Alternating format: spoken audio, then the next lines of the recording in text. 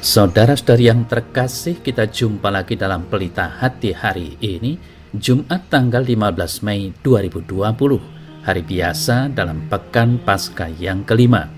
Bersama saya Romo Thomas Suratno SC dari Paroki Cilandak, Jakarta Selatan, mendengar dan merenungkan Sabda Tuhan, yakni firman Tuhan yang tersurat di dalam Injil Yohanes, bab atau pasal 15, ayat 12 sampai dengan ayat 17.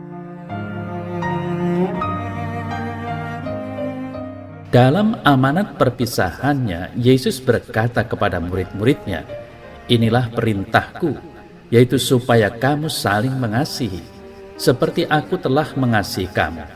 Tidak ada kasih yang lebih besar daripada kasih seorang yang memberikan nyawanya untuk sahabat-sahabatnya. Kamu adalah sahabatku, jikalau kamu berbuat apa yang kuperintahkan kepadamu. Aku tidak lagi menyebut kamu hamba, sebab hamba tidak tahu apa yang diperbuat oleh tuannya. Tetapi aku menyebut kamu sahabat, karena aku telah memberitahukan kepada kamu segala sesuatu yang telah kudengar dari Bapa-Ku. Bukan kamu yang memilih aku, tetapi akulah yang memilih kamu. Dan aku telah menetapkan kamu, supaya kamu pergi dan menghasilkan buah, dan buahmu itu tetap, supaya apa yang kamu minta kepada Bapa dalam namaku diberikannya kepadamu. Inilah perintahku kepadamu, kasihlah seorang akan yang lain."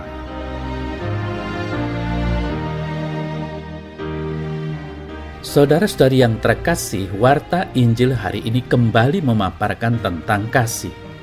Yesus menegaskan sebuah nilai dari kasih, yakni pengorbanan. Dia sendiri mengatakan, orang yang mengasihi sahabat-sahabatnya adalah orang yang memberi hidupnya untuk mereka. Atau, dengan bahasa lain, tidak ada kasih yang lebih besar daripada kasih seseorang yang memberikan hidupnya demi sahabat-sahabatnya. Saudara-saudari yang terkasih, kita tahu dan mengimani bahwa Yesus bukan hanya mengatakan, tetapi ia lebih dulu mengasihi kita. Ia telah berkorban di kayu salib karena ia sangat mengasihi kita. Pengorbanan hidupnya adalah bukti yang tidak perlu diragukan. Ia taat kepada Bapanya, dan ketaatan itu telah dibuktikan dengan hidupnya sendiri. Hal yang sama Yesus minta dari kita, saudara-saudari yang terkasih. Dan dia mengatakan, "Kalian adalah sahabatku, kalau kalian melakukan apa yang kuperintahkan kepadamu." Perintahnya ialah saling mengasihi sebagaimana ia telah mengasihi kita.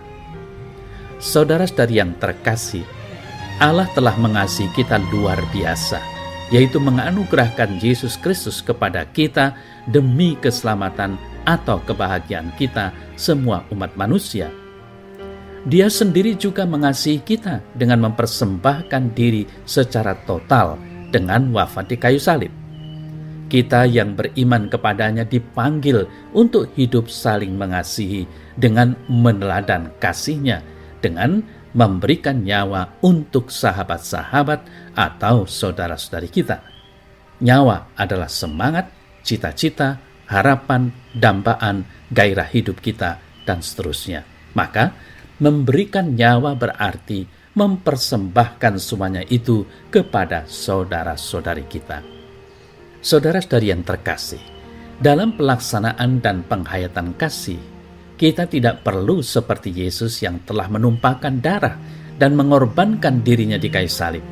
Kita bisa mewujudkannya dalam konteks dan cara yang sederhana, namun bermakna bagi sesama kita.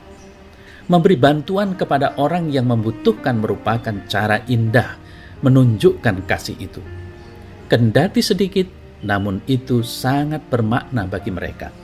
Misalnya saja, dalam hidup berkeluarga, kasih secara total kiranya juga tak dapat dilupakan kasih antar suami istri yang telah saling mengasihi secara total dengan segenap hati, segenap jiwa, segenap akal budi, dan segenap tubuh atau kekuatan untuk saling membahagiakan.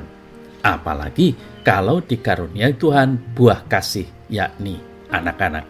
Maka saudara-saudari yang terkasih, diharapkan kepada para suami istri atau bapak ibu orang tua untuk dapat menjadi teladan bagi anak-anaknya dalam menghayati sabda Yesus agar kita saling mengasihi. Kita percaya ketika anak-anak di dalam keluarga menikmati kasih yang besar dari orang tua, maka ketika mereka tumbuh berkembang menjadi dewasa, mereka akan hidup saling mengasihi dimanapun dan kapanpun. Boleh dikatakan dalam rangka ini hendaknya orang tua sungguh harus mau boros waktu dan tenaga bagi anak-anak pada usia balita terutama. Namun saudara-saudara yang terkasih, ingatlah senantiasa bahwa kita semua dipanggil kemanapun pergi dan dimanapun berada untuk senantiasa hidup saling mengasihi, sehingga kebersamaan hidup kita menghasilkan buah-buah kasih yang menyelamatkan dan membahagiakan, terutama kebahagiaan atau keselamatan jiwa.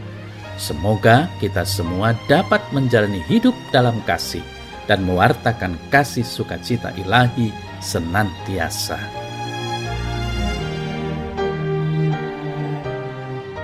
Ya Tuhan Yesus, hendaknya kasih-Mu selalu ada dalam diriku, sehingga aku dapat menjadi nabi-nabi cinta kasih dan pelayan pendamaian dunia zaman ini dengan dasar kasih-Mu itu. Amin.